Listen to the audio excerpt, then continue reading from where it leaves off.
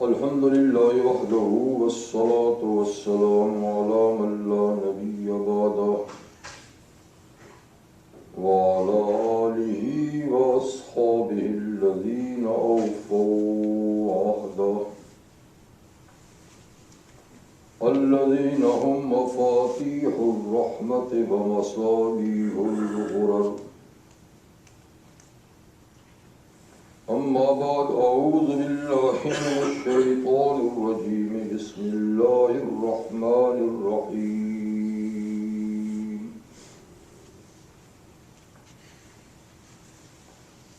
وإذا قرئ القرآن فاستمعوا له وأنصتوا لعلكم ترحمون.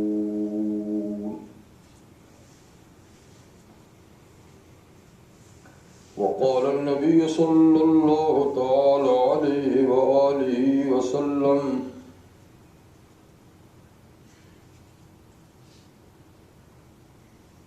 من كان له إمام فقراءة الإمام له قراءة. صدق الله وصدق رسوله النبي الكريم، ونحن على ذلك لمن الشاهدين والشاكرين، والحمد لله رب العالمين.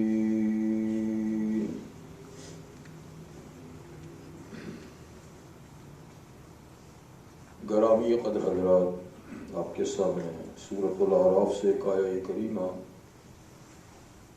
اور سرور کونین صلی اللہ علیہ وسلم کے ارشادات عالیہ میں سے ایک حدیث اس وقت تلاوت کیے گئے۔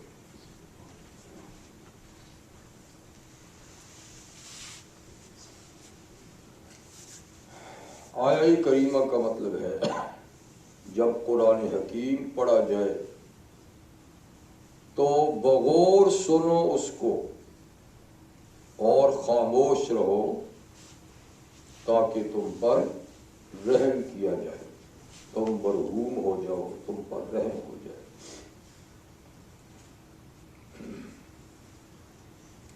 نماز کے سلسلے میں ہماری گفتگو چلی جا رہی ہے کہ ٹھیک طریقے سے نماز کیسے پڑھی جائے کہ وہ اللہ کے ہاں مقبول ہو جائے اور اس پر اللہ کی طرف سے ملنے والا اجر و ثواب مرتب ہو۔ اس سلسلے میں نماز کی شرائط کا کچھ بیان ہوا کہ نماز سے پہلے کیا باتیں ضروری ہیں: جسم کی طہارت، لباس کی طہارت، جگہ کی طہارت، وقت کا ہونا، منہ قبلے کی طرف کرنا اور نیت کرنا۔ یہ کچھ نماز کی شرائط تھی۔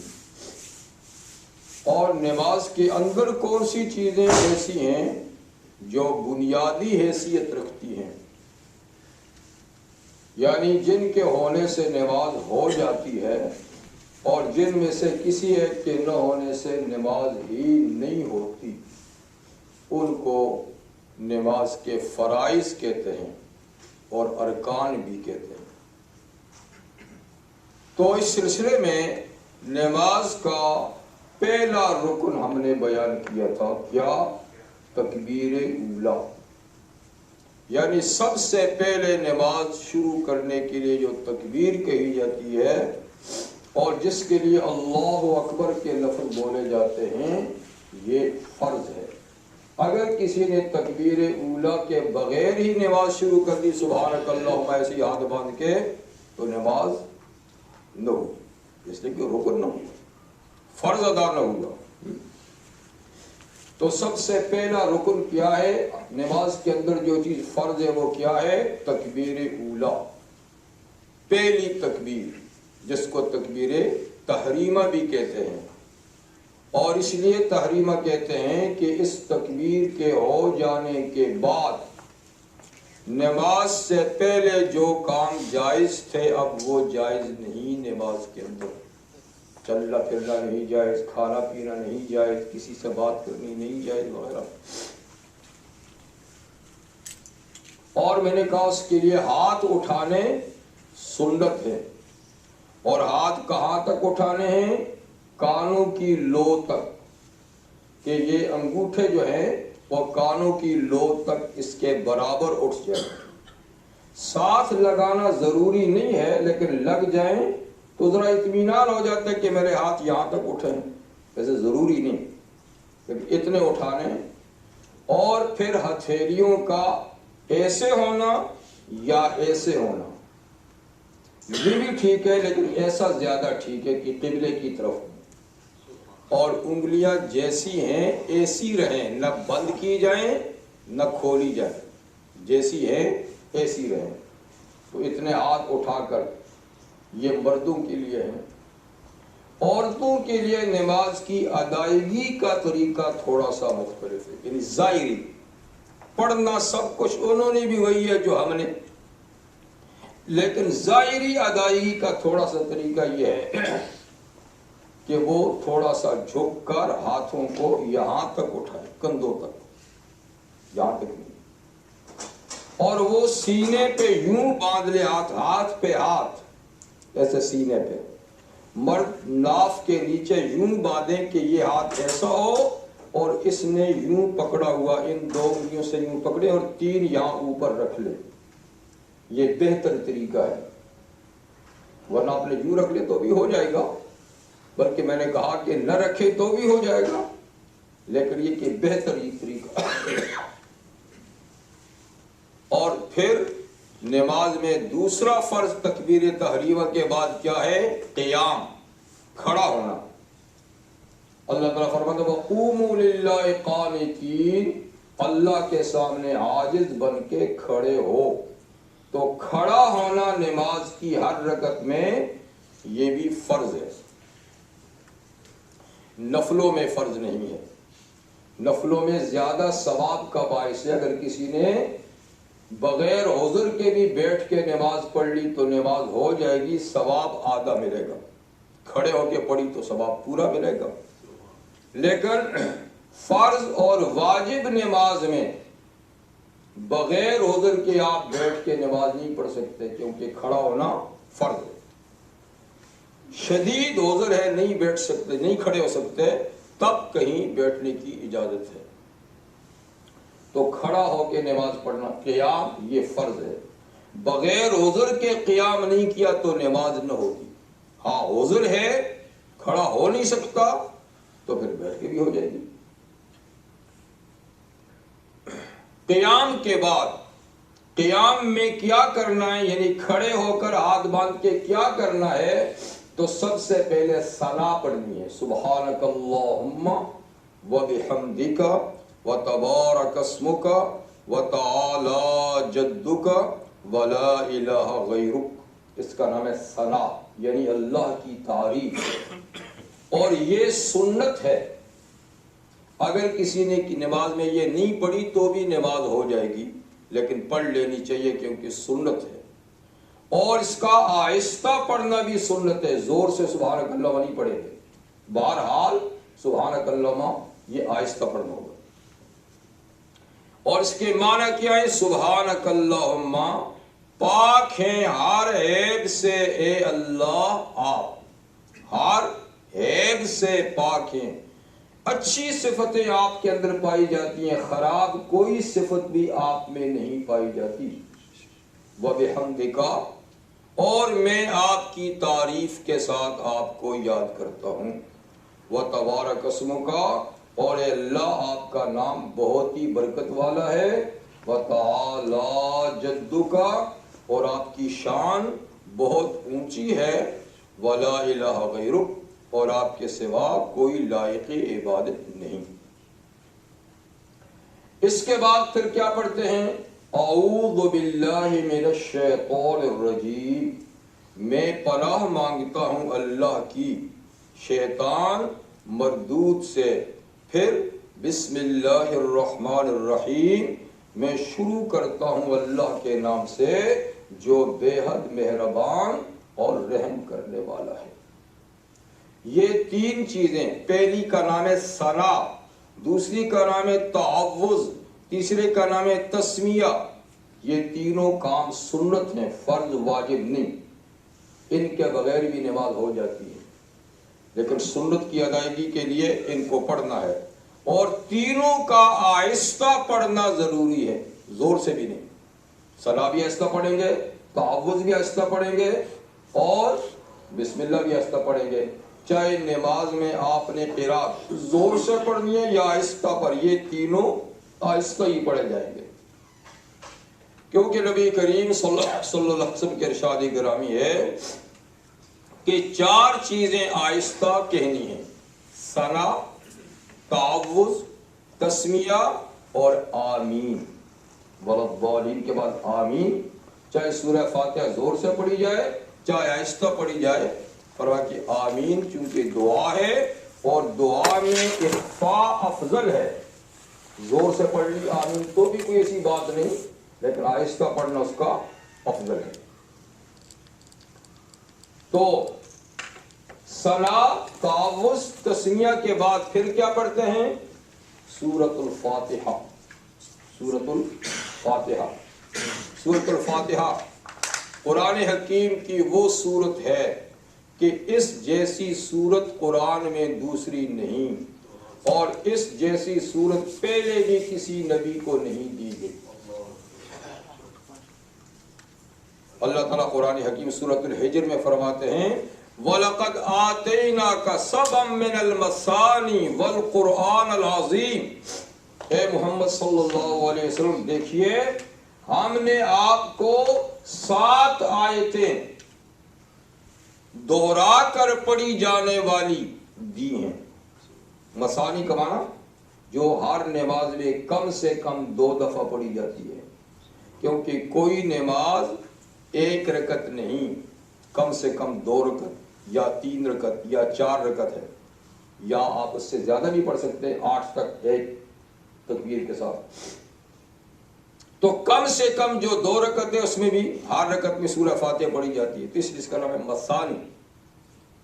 تو ہم نے آپ کو مثانی یعنی دوہرا کر پڑھی جانے والی 7 آیتیں دی ہیں، اور والقرآن العظیم، اس کے علاوہ باقی قرآن عظیم بھی آپ کو دیا۔ اس کو الگ کر کے اللہ نے بیان کیا، حالانکہ یہ قرآن عظیم کا حصہ ہے، اور خاص احسان جتایا کہ دیکھو یہ بھی ہم نے آپ کو دی۔ اور حضور نے فرمایا کہ اس جیسی صورت نہ قرآن میں دوسری ہے اور نہ کسی اور نبی کو ایسی صورت دی گئی، اتنی جامع صورت ہے۔ اسی لیے نماز کے اندر اس صورت کو 2 یعنی ہر نماز کی رکعت میں اس کا پڑھنا واجبات میں سے، فرض تو نہیں، فرض تو قرآن کا پڑھنا ہے، کیونکہ ارشاد ہے فَقْرَؤْا مَا تَيَسَّرَ مِنَ الْقُرْآنِ، جی جتنا قرآن تمہیں آسان لگے نماز میں اتنا پڑھ لیا کرو۔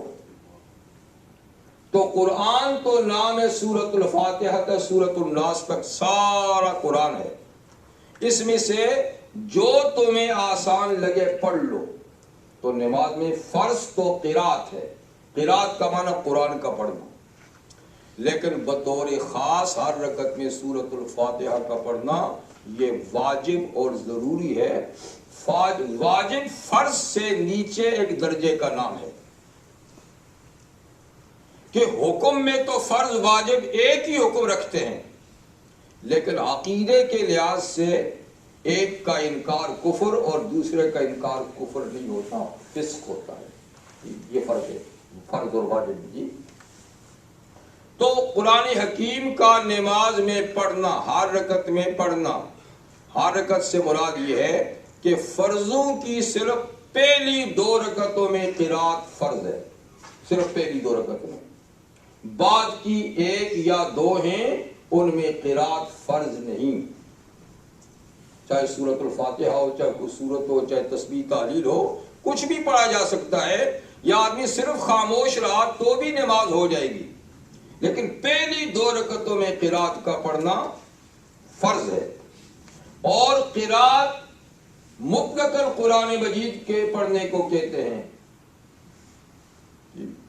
تو ایک بڑی آیت یا چھوٹی آیت صحیح، اگر کسی کو کچھ بھی نہیں آتا تو ایک چھوٹی سی آیت بھی پڑھ لی رکعت میں تو نماز فرض ادا ہو جائے گا. لیکن سورۃ الفاتحہ نہیں پڑھی اور اس کے ساتھ دوسری سورت یا 2-3 آیتیں یا سورت نہیں ملائی تو واجب رہ جائے گا، کیونکہ سورۃ الفاتحہ کا پڑھنا اور ساتھ میں دوسری سورت یا آیتوں کا ملانا یہ پہلی 2 رکعتوں میں واجب ہے. دونوں میں سے ایک پڑھا تو بھی واجب رہ گیا جی، اور دونوں ہی کو بطور خاص نہیں پڑھا، کوئی آیت کہیں سے پڑھ لی جی تو فرض ادا ہو گیا، پھر بھی واجب رہ گیا.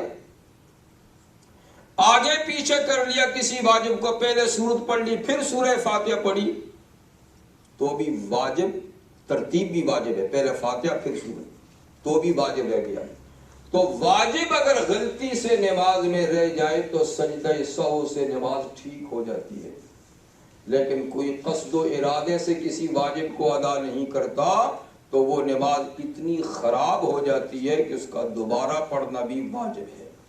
ہو تو جاتی ہے لیکن اتنی خراب ہو جاتی ہے کہ دوبارہ پڑھنا اس کا ضروری ہوتا ہے. تو مطلب یہ ہے کہ سورۃ الفاتحہ پڑھتے ہیں جو مطلق قرات بھی ہے اور واجب قرات بھی ہے. تو سورۃ الفاتحہ کیا ہے؟ اہم ترین سورت قرآن حکیم کی. الحمدللہ رب العالمین، تمام تعریفیں اللہ کے لیے ہیں جو سارے جہانوں کا پالنے والا ہے، سب جہانوں کو وجود بخش کے ان کی مناسب تربیت کرنے والا ہے.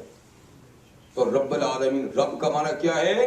پہلے وجود دے، پہلے وجود دے، پھر وجود دینے کے بعد اس کی تربیت کرے، اس کو پروان چڑھائے.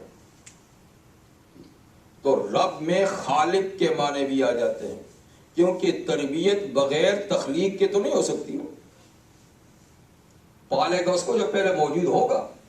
تو یہ نہیں کہ پہلے پیدا کسی نے کیا پالتا وہ، ایسی بات تو نہیں ہے نا. پیدا بھی وہی کرتا ہے اور پھر پالتا بھی وہی ہے. تو رب میں 2 صفتیں آ جاتی ہیں، تخلیق والی بھی، تربیت والی بھی. تو سب تعریفیں اللہ کے لیے جو سب جہانوں کا پالنے والا ہے. مخلوقات کی ہر قسم کو ایک عالم یا ایک جہان کہتے ہیں.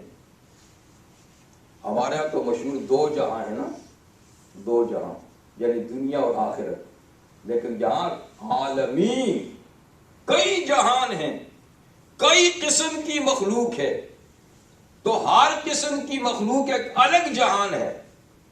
جیسے کہ انسانیت الگ جہان ہے، ملکوتیت الگ جہان ہے، جنیت الگ جہان ہے جی، اور حیوانات یہ انسانوں سے الگ جہان ہے. پھر ہر حیوان کی الگ قسمیں ہیں، وہ الگ الگ جہان ہیں.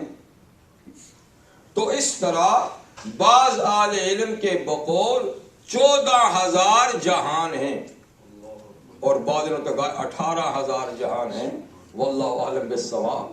لیکن اللہ ہی جانتے کہ اس کی کتنی مخلوق ہے اور کس طرح اللہ ان کی تربیت کرتے ہیں، اللہ ہی جانتے. تو سب تعریفیں اللہ کے لیے ہیں جو سب جہانوں کا پالنے والا ہے. الرحمن الرحیم، جو بے حد مہربان، نہایت رحم کرنے والا ہے. رحمان رحیم اللہ تعالیٰ کی 2 خصوصی صفات ہیں جو بسم اللہ میں بھی اللہ نے اپنے ذاتی نام کے ساتھ ذکر فرمائے ہیں. بسم اللہ الرحمن الرحیم. اور سورۃ الفاتحہ میں بھی الرحمن الرحیم، جو بے حد مہربان، جو دشمن پہ بھی مہربان، دوست پہ بھی مہربان. اس لیے کہتے ہیں رحمان کا تعلق اس جہان سے ہے، دنیا سے، کہ اللہ کی رحمت یہاں سب کو عام ہے. اپنوں کو بھی دے رہا ہے، غیروں کو بھی دے رہا ہے، ماننے والوں کو بھی دے رہا ہے، نہ ماننے والوں کو بھی دے رہا ہے. لیکن رحیم یہ خاص رحمت کو کہتے ہیں، رحمت خاصہ. یہ آخرت میں ہوگی، صرف ایمانداروں کے لیے، اور اس سے غیر مسلم مستفید نہیں ہو سکیں گے۔ مالک یوم الدین، جو مالک ہے روز جزا کا۔ دین مذہب اور دین اعتقادات اور اعمال کے مجموعے کو بھی دین کہتے ہیں، جیسے دین اسلام، ان الدین عند اللہ الاسلام۔ تو یہاں دین سے مراد کیا ہے؟ عقیدہ اور عمل اور زندگی کا ضابطہ، زندگی کا قانون۔ لیکن دین جزا اور بدلے کو بھی کہتے ہیں۔ تو یہاں مالک یوم الدین سے مراد ہے روز جزا کا مالک، یعنی قیامت کے دن کا مالک۔ تو مالک تو بے شک اللہ اس جہان کا بھی ہے، سارے جہانوں کا ہے، لیکن قیامت کے دن تو کسی کی مجال ہی نہیں ہوگی جو کسی چیز کا اپنے آپ کو مالک کہہ سکے۔ یہاں تو پھر کہہ دیتے ہیں میں مکان کا مالک ہوں، میں فلاں چیز کا مالک ہوں، پراپرٹی کا مالک ہوں۔ وہاں نہیں، صرف اللہ ہی مالک ہوگا، کوئی ملکیت کا دعویٰ نہیں کر سکے گا۔ اس لیے مالک یوم الدین، جو مالک ہے روز جزا کا۔ ایاک نعبد، خاص تیری ہم عبادت کرتے ہیں، وَإِيَّاكَ نَسْتَعِينُ، اور خاص تجھ ہی سے ہم مدد مانگتے ہیں۔ یہ ایگریمنٹ بندے کا اللہ کے ساتھ۔ پہلے تعریفات تھیں اللہ کی تعریف، اب باقاعدہ معاہدہ ہو رہا ہے بندے کا اللہ کے ساتھ۔ بندہ کہتا ہے ایاک نعبد وایاک نستعین، میں اقرار کرتا ہوں کہ اللہ عبادت ہر قسم کی آپ ہی کی کریں گے، مدد ہر چیز میں آپ ہی سے مانگیں گے، چاہے وہ چیز مخلوق سے حاصل ہو سکتی ہو، تب بھی پہلے آپ سے مانگیں گے پھر مخلوق کے پاس جائیں گے۔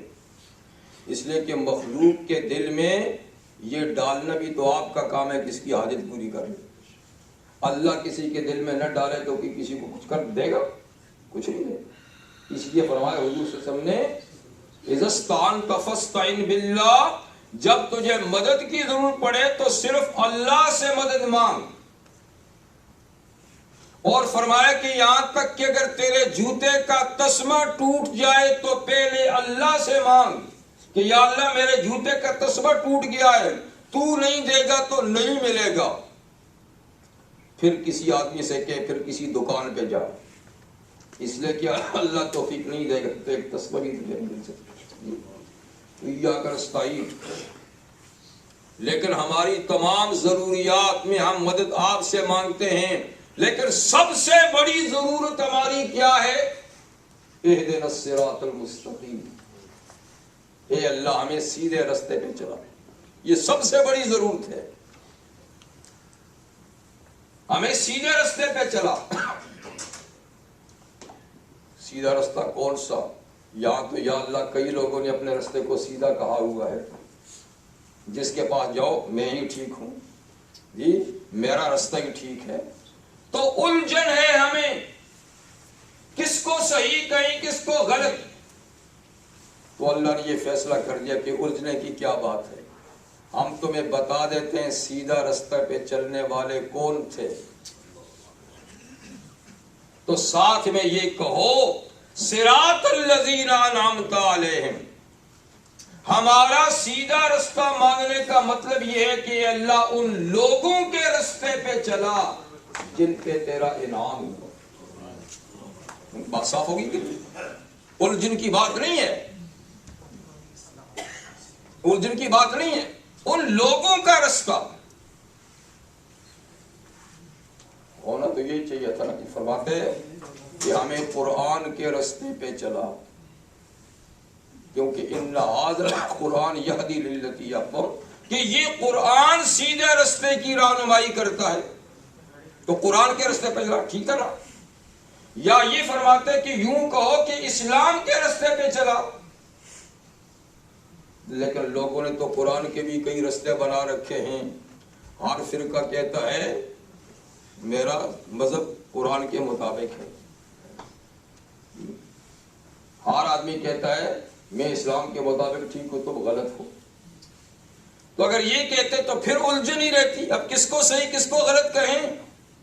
تو اللہ نے قرآن یا اسلام کی بات نہیں کی، اللہ تعالیٰ نے کچھ لوگ بتا دیے، کچھ لوگ بتا دیے کہ وہ لوگ سیدھے رستے پہ چلے ہیں، وہ قرآن اور اسلام کے رستے پہ چلے ہیں، تم انہی کا رستہ مجھ سے مانگو، لوگوں کا رستہ مانگو۔ تو صراط الذین انعمت علیہم، اے اللہ میں ان لوگوں کے رستے پہ چلا جن پر تیرا انعام ہوا۔ وہ کون لوگ ہیں؟ تو القرآن یفسر بعضہ بعضا، قرآن خود اپنے بعض حصوں کی تفسیر کر دیتا ہے۔ تو یہاں اجمال تھا، ان لوگوں کا رستہ بتا، ان لوگوں کے رستے پہ چلا جن پہ انعام ہوا۔ وہ کون ہیں؟ تو سورۃ النساء میں اللہ نے اس کی تفسیر کر دی، اولئک الذین انعم اللہ علیہم من النبیین والصدیقین والشہداء والصالحین۔ وہ 4 قسم کے لوگ ہیں جن پہ اللہ تعالیٰ کا انعام ہوا، جن میں سب سے پہلا طبقہ ہے انبیاء کرام۔ اللہ کا انعام پانے والے سب سے پہلے کون ہیں؟ انبیاء کرام۔ خود بھی ہدایت پہ تھے 100%، اور دوسروں کو بھی سیدھا رستہ انہوں نے ہمیشہ بتایا۔ تو انبیاء کرام کا رستہ۔ دوسرے نمبر پر صدیقین، جنہوں نے ہمیشہ سچ کو اپنایا، کبھی زبان سے جھوٹ نہیں بولا۔ تیسرے، جنہوں نے اپنی گردنیں خدا کی عظمت کے لیے کٹوا دی، اپنے خون کے آخری قطرے اللہ کے لیے بہا دیے۔ چوتھا، الصالحین، جو راتوں کو کھڑے ہو کر اللہ کی عبادت کرتے ہیں، جو گناہوں سے اپنے آپ کو بچاتے ہیں، جو کوئی فرض نہیں چھوڑتے، نفل میں بھی کوشش کرتے ہیں، فرض تو چھوڑتے نہیں، اور ہمہ وقت اللہ کو یاد کرتے ہیں، صالح نیک لوگ۔ تو یہ 4 طبقے ہیں جن پہ خدا کا انعام ہوا۔ ہم دعا کرتے ہیں اللہ ہمیں انہی کے رستے پہ، نماز میں یہی کہتا ہوں، ان لوگوں کے رستے پہ چلا، نبیوں کے رستے پہ چلا، ولیوں کے رستے پہ چلا، صدیقین اور شہداء کے رستے پہ چلا۔ انعمت علیہم غیر المغضوب علیہم ولا الضالین، آمین۔ اور ان لوگوں کے رستے پہ نہ چلا جن پہ اللہ تیرا غصہ ہوا، جن سے تو ناراض ہوا، جن پہ تیری پھٹکار ہوئی، اور ان لوگوں کے رستے پہ بھی مت چلا جو سیدھے رستے سے بھٹک گئے۔ کبھی سیدھے رستے پہ تھا لیکن پھر بھٹک کے اور رستوں پہ چلے گئے، گمراہوں کے رستے پہ بھی۔ یہ کون لوگ ہیں؟ ظاہر بات ہے کہ یہ وہ لوگ ہیں جن پہ اللہ کا انعام نہیں ہوا۔ جو 4 قسم کے لوگ بیان ہوئے ان کے علاوہ ہی یہ لوگ ہیں، لیکن بطور خاص اس میں تو ساری دنیائے کفر آ جاتی ہے، کیونکہ ساری دنیائے کفر ان پہ خدا کی پھٹکار اور لعنت ہے اور وہ گمراہ ہیں۔ لیکن اہل علم کہتے ہیں کہ 2 قومیں دنیا کی ایسی ہیں خاص طور پر کہ قرآن نشاندہی کرتا ہے کہ یہ وہی ہیں۔ وہ کیا کہتے ہیں؟ مغضوب یہودی ہیں اور ضال عیسائی ہیں۔ ان کو یعنی قرآن میں ان لفظوں سے یاد کیا گیا ہے، ان لفظوں سے۔ باقی قوموں کا تذکرہ تو نہیں کیا، لیکن ان دونوں کا جہاں ذکر آیا تو ایک کو غضب اللہ علیہ، اللہ کا ان پہ غصہ ہوا ہے، یہ یہودیوں کے بارے میں فرمایا، اور عیسائیوں کے بارے میں فرمایا ضلوا فاضلوا، خود بھی گمراہ ہو گئے اوروں کو بھی گمراہ کر رہے۔ تو گویا 2 قوموں کی تو نشاندہی ہو گئی کہ یہ مغضوب اور ضال ہیں، اور باقی دنیائے کفر ان میں سے کوئی ایک ضرور ہے، یا دونوں ہیں یا ایک ہے۔ تو یہ ہے سورۃ الفاتحہ، اور آخر میں ہم آمین کہتے ہیں کہ اللہ ہماری یہ درخواست قبول فرما۔ تو معلوم ہوا کہ سورۃ الفاتحہ ایک دعا ہی ہے جس کی آخر میں قبولیت کی دعا کرتے ہیں۔ تو اس میں دو باتیں بطور خاص ہوئی، ایک اللہ سے معاہدہ اور ایک صراط مستقیم کی دعا۔ کیا کبھی سوچ کر ہم نے سورۃ الفاتحہ پڑھی ہے؟ وہ لوگ جو عربی زبان جانتے ہیں وہ تو یقیناً اس کے معنی کو کسی قدر جانتے ہیں، جب سورۃ الفاتحہ پڑھتے ہیں تو کیا پڑھتے ہیں۔ لیکن جو لوگ ہم عربی نہیں جانتے، ہم نے کبھی سوچا ہے کہ ہم نماز کا ترجمہ سیکھ لیں کم سے کم، کہ جب اللہ کے سامنے کھڑے ہوں اور اللہ سے جب معاہدہ کرنے لگیں تو پتہ تو ہونا کیا معاہدہ کر رہے ہیں۔ ایسے معاہدے بھی دنیا میں کبھی ہوئے ہیں کہ معاہدہ کرنے والے کو پتہ نہیں کیا لکھا ہوا ہے اور سائن کر دے۔ اس میں تو بڑے ہوشیار اور بھائی پڑھ کے سناؤ، سمجھ میں ہاں بھائی سمجھاؤ، اور یا آمین کے سائن ویسے ہی کر دیتے ہیں، آخر میں پتہ ہی کچھ نہیں کیا ہم نے اللہ سے کیا بات کی تھی۔ اسی لیے جب نماز سے بعد کی زندگی ہوتی ہے تو وہی بے ڈھنگی زندگی ہوتی ہے کہ اللہ سے کیا ایگریمنٹ کیا تھا پتہ ہی کچھ نہیں۔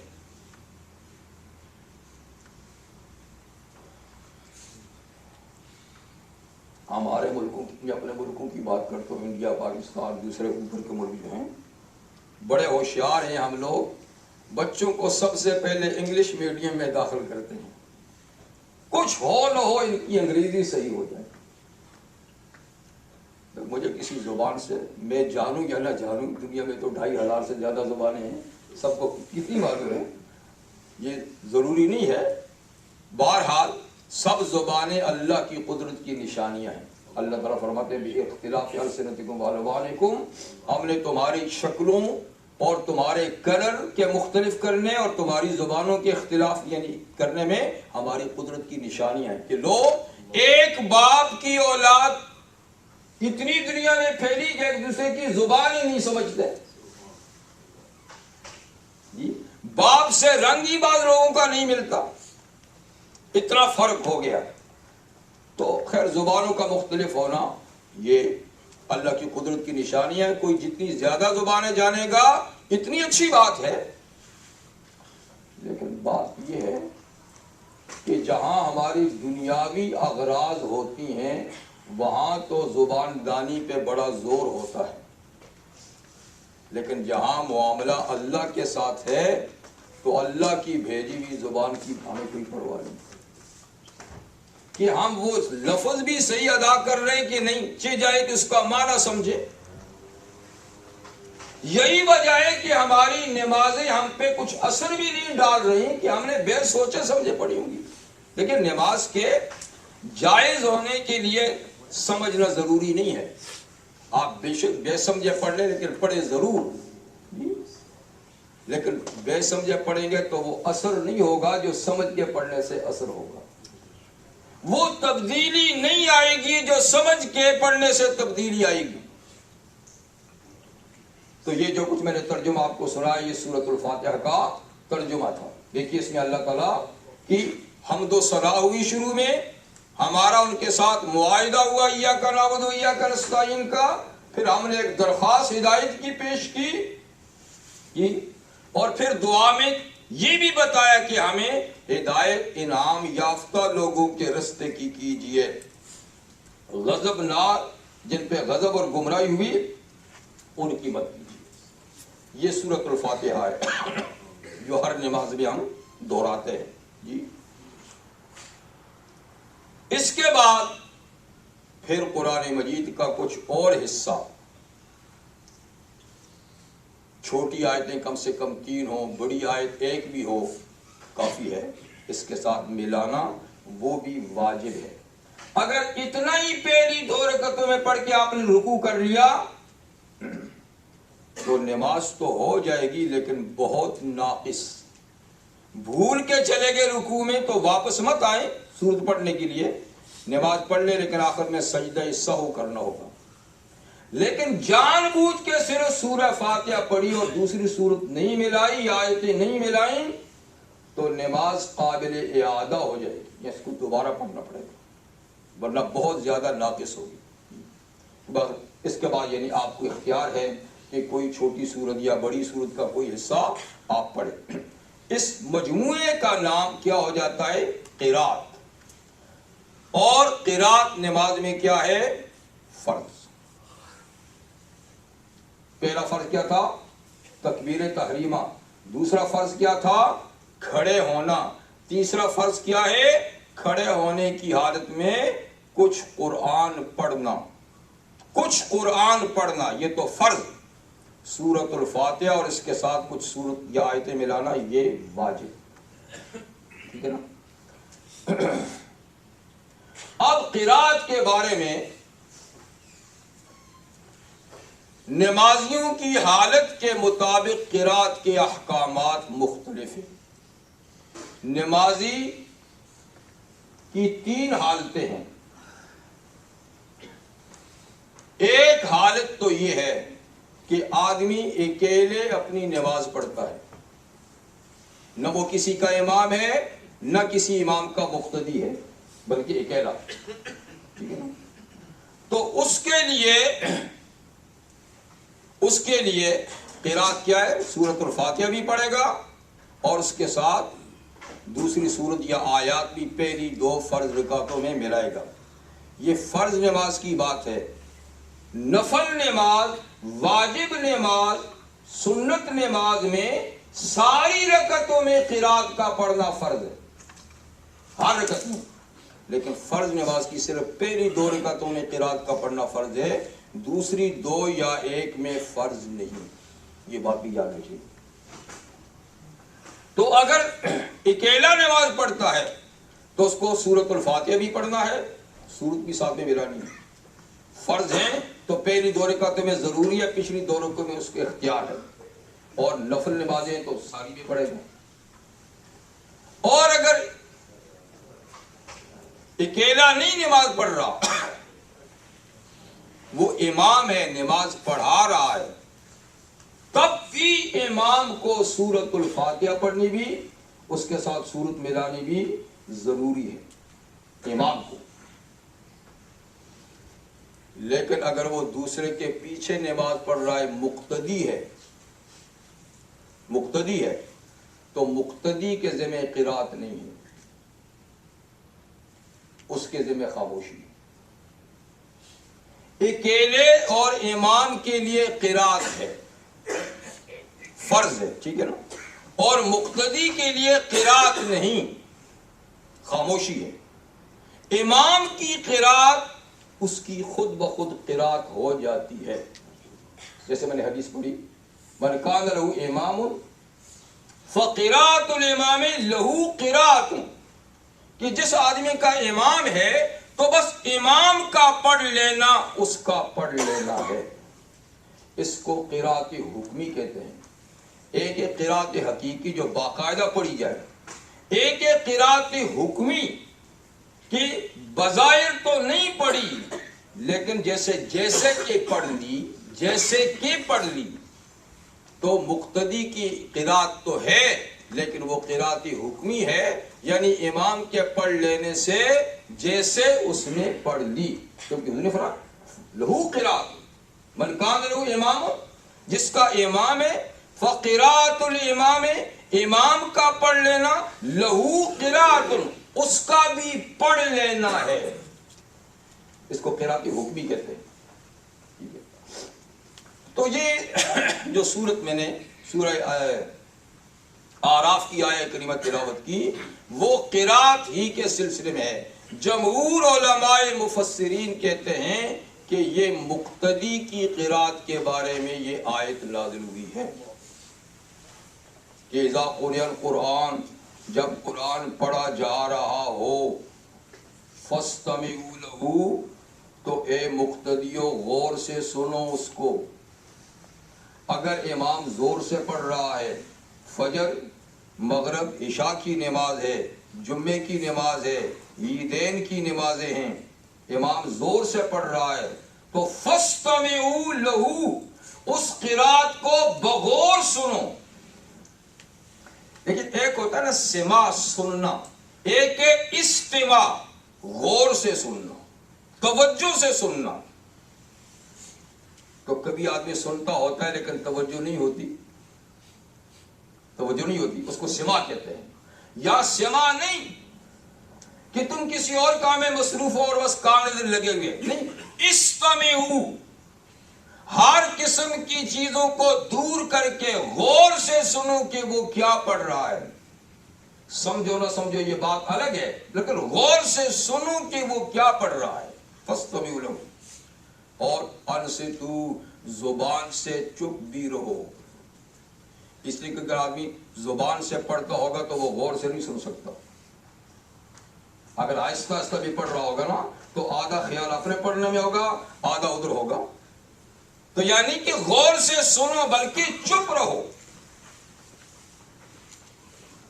تو لہذا امام کے پیچھے مقتدی کا کام کیا ہے؟ اس کی قرات کو خاموشی سے سننا، چپ رہنا، نہ پڑھنا.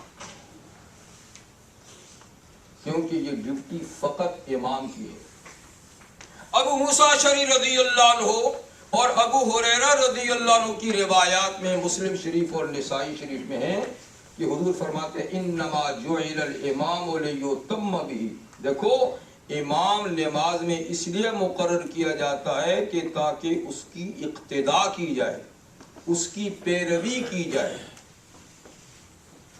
تو پھر پیروی کیسے ہے؟ اذا کبر فکبروا، جب وہ تکبیر تحریمہ کہے تو اس کے ساتھ تم بھی تکبیر تحریمہ کہو. وَإِذَا قَرَأَ فَانصِتُوا، لیکن جب وہ قرات شروع کر دے تو پھر چپ رہو. سمجھ بات؟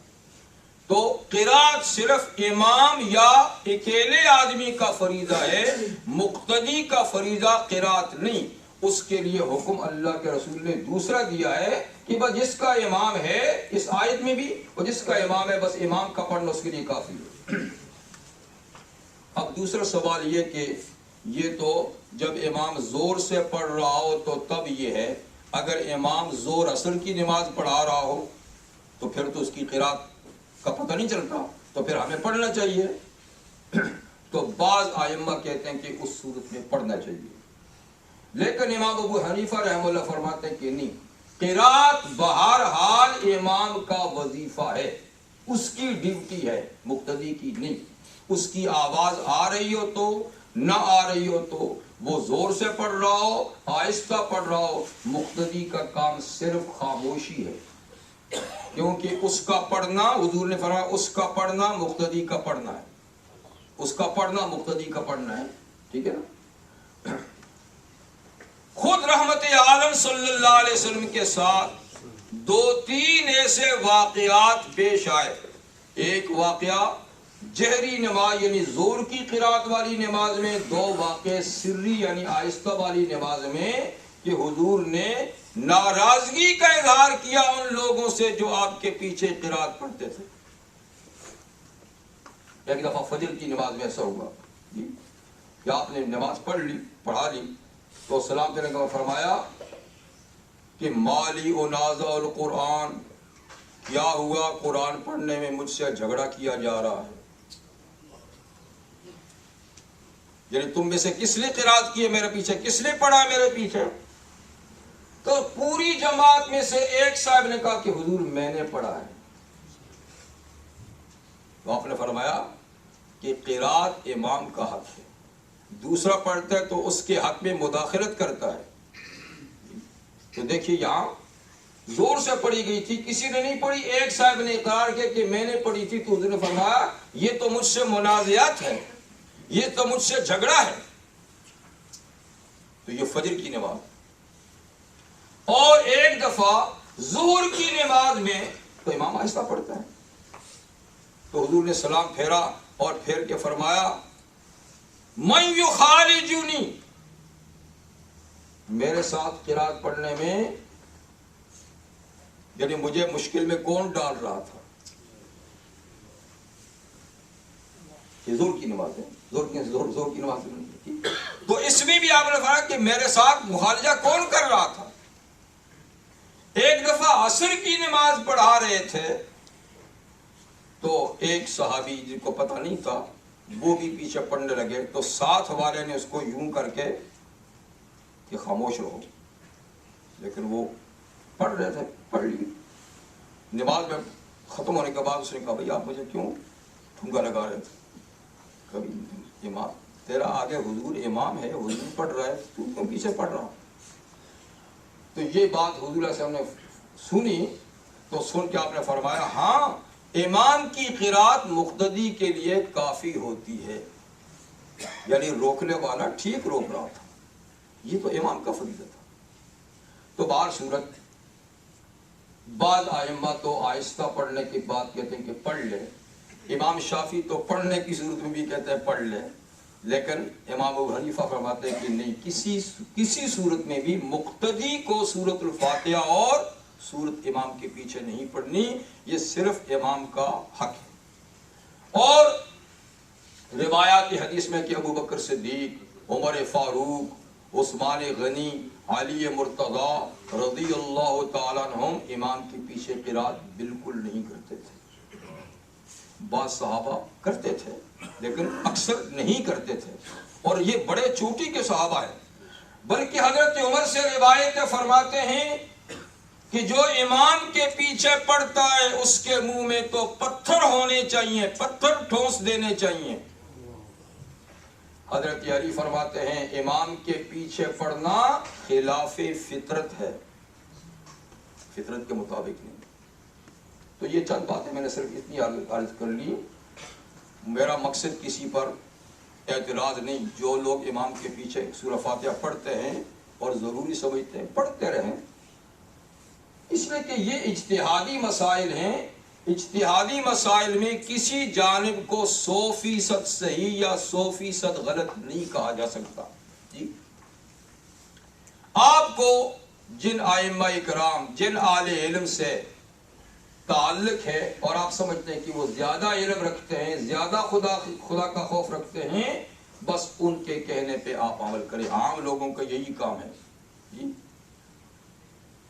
لیکن 2-4 حدیثیں یاد کر کے اپنے آپ کو اہل حدیث کا ٹائٹل دے کر لوگوں میں شور و شغب پھیلانا کہ سورہ فاتحہ نہ پڑھی تو نماز نہ ہوگی، ہر حال میں پڑھنی چاہیے، یہ بے انصافی کی بات ہے۔ یہ قوموں کی تباہی اسی طریقے سے ہوتی ہے کہ ایسے مسئلوں میں الجھتے ہیں جس میں اختلاف کی گنجائش ہے۔